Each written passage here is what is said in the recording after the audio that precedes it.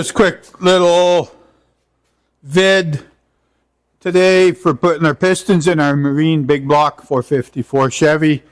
I'm not going to bore you with doing all 8 of them type of thing. Just going to put 2 of them in side by side, show you a few little things to look out for and how I do it. Okay, so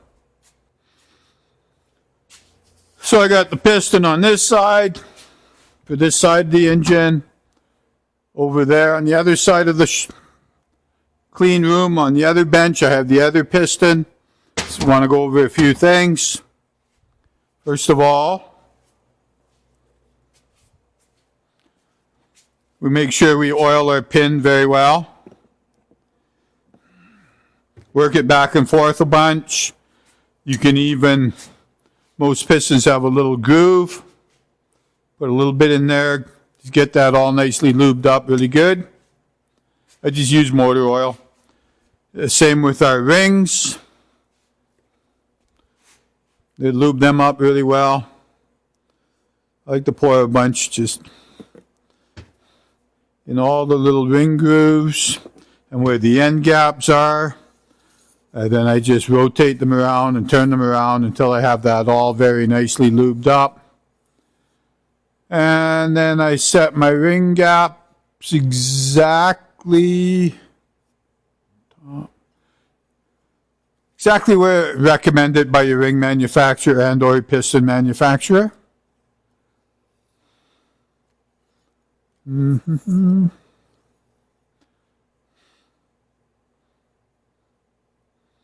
like that. The one on the other side I've done already.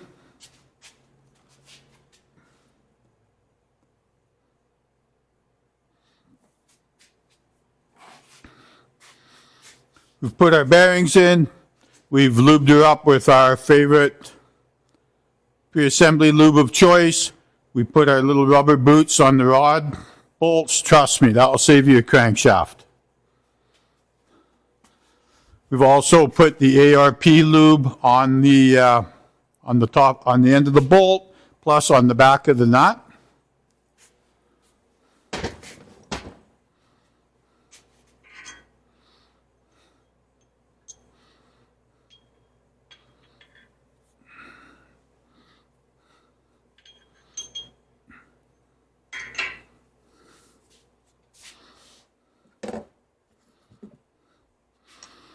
And then paying close attention to our orientation on a big block Chevy, you have your valve notches. You also, another thing you do is, of course, if they're numbered, 1, 2, 3, 4, 5, etc., etc.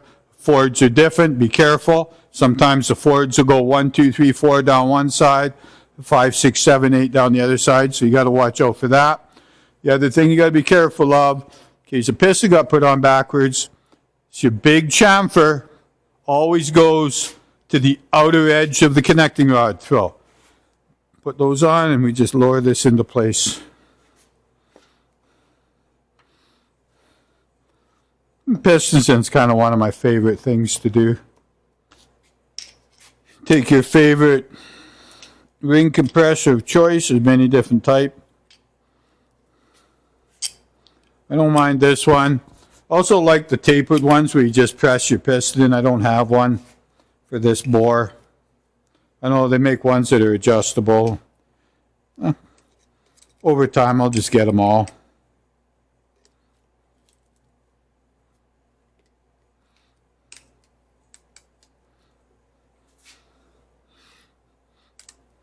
You just compress it. Don't get too crazy. Make sure you're in there so your connecting rod is square to the crank, or checking the gap. Make sure you don't have a ring hanging out.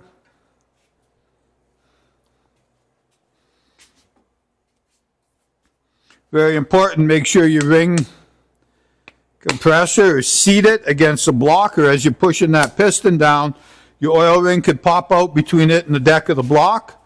You end up bending over one of your oil rails. And we just gently, ever so gently, tap it in. Now, I could have pushed that in with my hand. I'm kind of tired of cut myself on the top of the ring compressor. That's why I tapped it in. Might have sounded loud because of where my mic is, but I was barely pushing on it. You should be able to push your piston down now with your hand. If not, you folded over an oil ring land or done something wrong.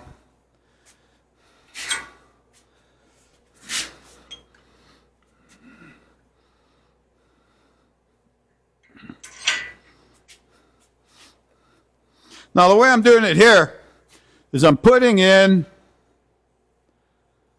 a piston on this bank and a piston on this bank. The two are going to go together so we can tighten them up without twisting on the connecting rod.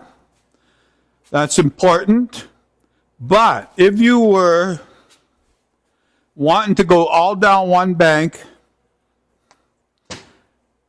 lubing my bearing, and then all down the other bank, I'll show you a little trick. Because if you tighten them without the adjacent rod beside it, you're going to twist that rod. It's going to bind on the bearing, and it's going to knock your bearing. Well, it's not going to be seated proper. Okay, now all you guys probably know this, but for your first time guys who don't know better, I'm going to show you. The little tab is here. The tab is there. The ends with the tab go together.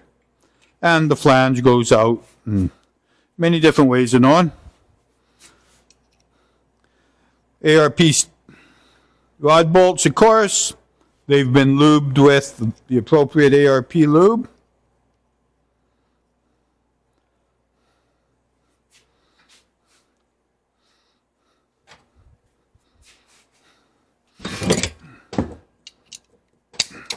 And we're just going to snug these up.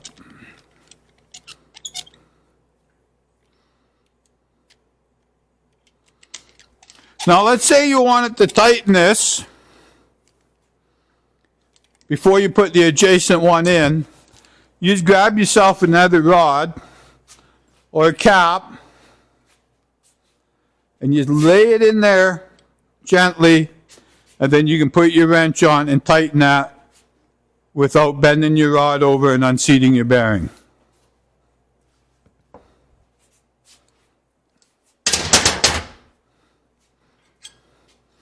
We turn her over.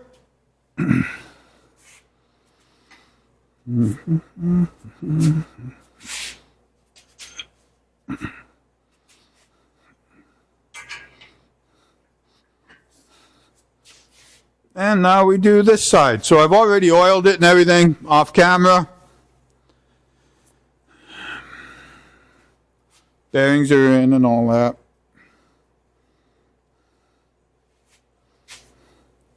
I just give it a little bit extra lube just in case, but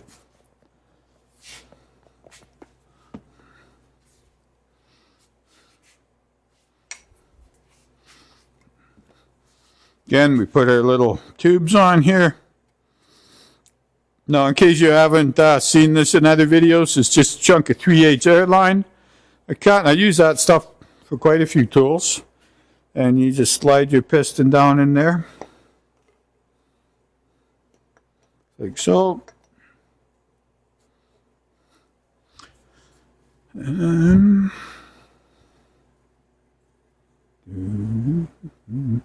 Same as before. Kind of important to make sure that where you gap in your ring compressor, that there's not a ring gap there. That could hang out.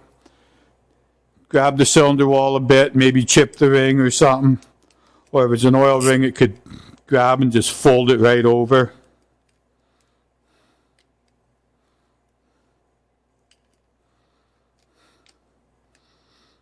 And now I'm just going to push the piston up a little bit so our compressor is below the bottom ring.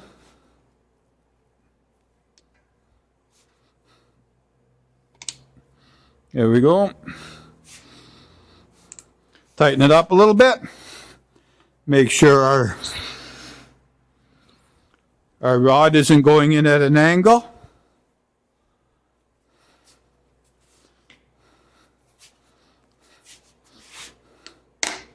Make sure our tool is seated. Can't impress the importance of that. And ever so gently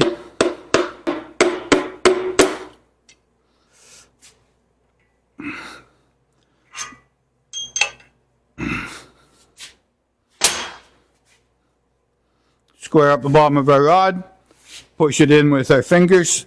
If that doesn't push in with your fingers, that means you rolled that oil lip up with that. Yeah.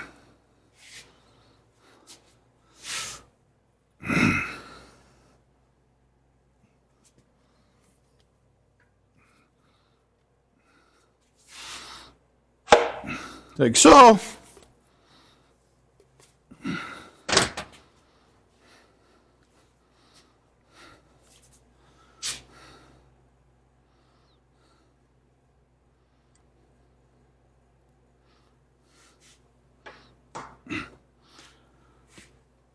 Take our bearing half, our cap, rod cap with our half bearing in it.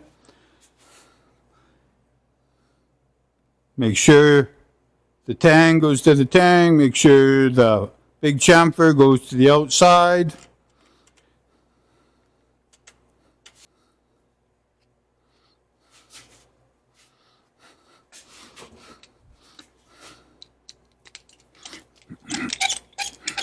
Now that we have the two adjoining rods on the same throw, so that rod's not going to get turned and twisted on there and compromise the bearing, we can now go back and torque all of that.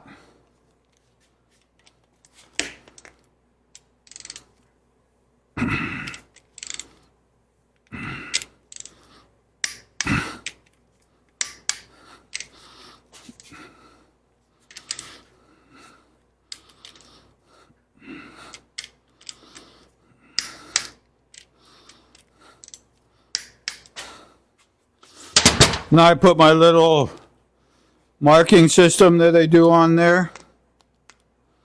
And then we're going to come back after a couple hours and check them all again and make sure if any of them is loosened off, it's either because they haven't seated, the head of the bolt hasn't seated, or perhaps you got a weak and soft bolt. And that's it.